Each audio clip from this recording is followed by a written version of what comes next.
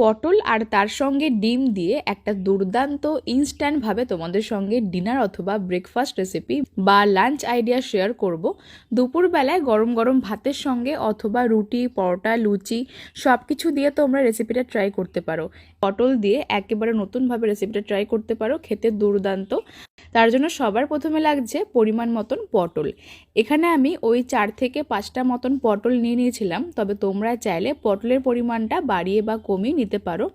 আর পটলগুলোকে বেশ ভালো মতন ধুয়ে আমি খোসাগুলোকে ছাড়িয়ে নিয়েছিলাম। আর খোসাগুলো আমি একেবারে ছাড়াইনি, একটু এরকমভাবে রেখে রেখে ছাড়িয়ে নিয়েছিলাম, তাহলে কিন্তু দেখতেও সুন্দর লাগবে আর পটলটা একদম গলে যাবে না।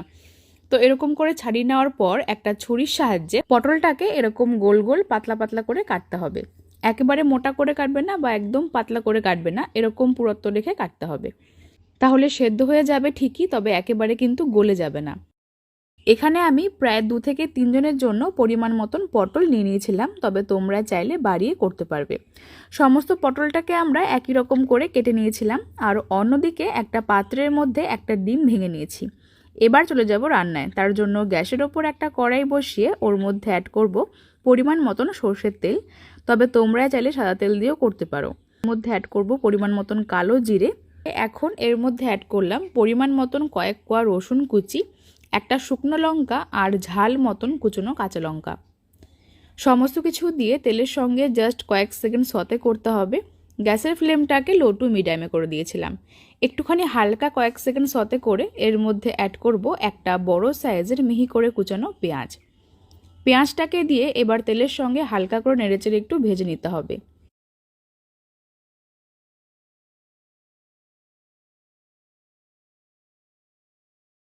30 থেকে 40 সেকেন্ড পেঁয়াজটাকে একটু হালকা করে ভেজে নিয়েছিলাম। দেখতেই পাচ্ছ পেঁয়াজটা কিন্তু নরম হয়ে গেছে। এখন এর মধ্যে অ্যাড করলাম ওই পটলটা, মানে কেটে রাখা পটলটা এর মধ্যে সম্পূর্ণটাই অ্যাড করে দিয়েছিলাম। তার সঙ্গে স্বাদ মতো নুন দেব আর সামান্য পরিমাণ হলুদ দিয়ে পটলটাকে ভালো মতন সেদ্ধ করতে হবে। ফ্লেমটাকে মিডিয়ামে করে দিয়ে পটলটাকে বেশ ভালো মতন রান্না করতে হবে যতক্ষণ না পর্যন্ত পটলটা সেদ্ধ হয়ে যাচ্ছে। যেহেতু আমি পটলটাকে আগে দিয়ে ভাজিনি, তার জন্য এখানে এই পর্যায়ে একটুখানি হালকা ভেজে নিতে হবে। কিছুক্ষণ নাড়াচাড়া করে নেওয়ার পর এখন ঢাকনা চাপা দিয়ে পটলটাকে সেদ্ধ করব। প্রায় 4 থেকে 5 মিনিটের মতন ফ্লেমটাকে মিডিয়ামে করে দিয়ে পটলটাকে বেশ ভালো করে সেদ্ধ করে নিয়েছিলাম। দেখতেই পাচ্ছ এটা কিন্তু পরিমাণে কমে গেছে সেদ্ধ হয়ে। এখন এর মধ্যে অ্যাড করব একটা টমেটো কুচি, তার সঙ্গে পরিমাণ মতন চিকেন মশলা, কালারের জন্য সামান্য পরিমাণ কাশ্মীরি মির্চ আর সামান্য টেস্টের ব্যালেন্সের জন্য চিনি। সব কিছু দিয়ে এবার পটলের সঙ্গে ভালো মতন মিশিয়ে নিতে হবে আর একটুখানি ভেজে নিতে হবে। আচ্ছা, আমি এখানে রেসিপিটার মধ্যে আজকে জল দিইনি, তবে তোমরা চাইলে সামান্য পরিমাণে জল দিয়ে পটলটাকে সেদ্ধ করতে পারো। আমি এখানে জল ছাড়া আজকে রেসিপিটা তৈরি করব। তবে জল দিলে কিন্তু এর স্বাদটা একেবারে অন্যরকম হয়ে যাবে, আর জল ছাড়া একটুখানি ভাজা ভাজা করলে খেতে একেবারে আলাদা লাগবে। তাই আমি এখানে জল ছাড়া একটুখানি সময় নিয়ে পটলটাকে ভেজে নিয়েছিলাম।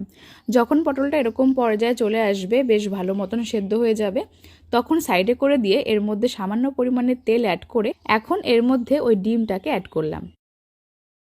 এই সময় ফ্লেমটাকে বাড়িয়ে দিয়ে ডিমটাকে ঝুড়ো করতে হবে, তারপরে পটলের সঙ্গে মিশিয়ে নিতে হবে। ডিমটা কিন্তু একেবারে মিহি করে ঝুড়ো করবে না, একটুখানি গোটা গোটা করে ঝুড়ো করবে, তাহলে দেখতেও সুন্দর লাগবে আর ডিমটা খাওয়ার সময় মুখে পড়বে। তো দেখতেই পাচ্ছ এখানে আমি ডিমটাকে ঠিক এরকম করে ঝুড়ো করে নিয়েছিলাম, তারপরে পটলের সঙ্গে মিশিয়ে নিচ্ছি। আর এই পর্যায়ে আমরা ফ্লেমটাকে একদম লোতে করে দিয়ে পটলটাকে বেশ ভালো মতন কষিয়ে নিচ্ছি। ততক্ষণে তোমরা আমাকে কমেন্টে জানিয়ে নাও যে আজকের ভিডিওটা কে কোন জায়গা থেকে দেখছো, তাহলে আমি তোমাদের প্রত্যেকের কমেন্টে ধন্যবাদ জানাতে পারবো। আর আজকের ভিডিওটা যদি ফেসবুক থেকে দেখছো তাহলে অবশ্যই আমার ফেসবুক পেজটিকে ফলো করো, আর যদি ইউটিউব থেকে দেখছো তাহলে মিতাস ফুড জোন চ্যানেলটিকে সাবস্ক্রাইব করে পাশে বেল আইকনটা প্রেস করো। এতে করে এরকম সমস্ত নতুন নতুন রেসিপির আপডেট বা স্ন্যাক্স আইডিয়া বা ডিনার রেসিপির আপডেট তোমাদের কাছে খুব তাড়াতাড়ি পৌঁছে যাবে। প্রায় 3 থেকে 4 মিনিটের মতন সময় নিয়ে আমি এখানে পটলটাকে ভেজে নিয়েছি।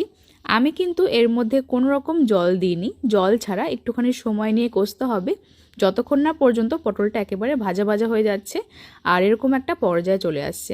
সবশেষে এর মধ্যে নামিয়ে নেওয়ার আগে তোমরা সামান্য পরিমাণ ধনেপাতা কুচি অ্যাড করতে পারো, তবে আমি এখানে অ্যাড করলাম না যেহেতু আমার হাতের কাছে নেই।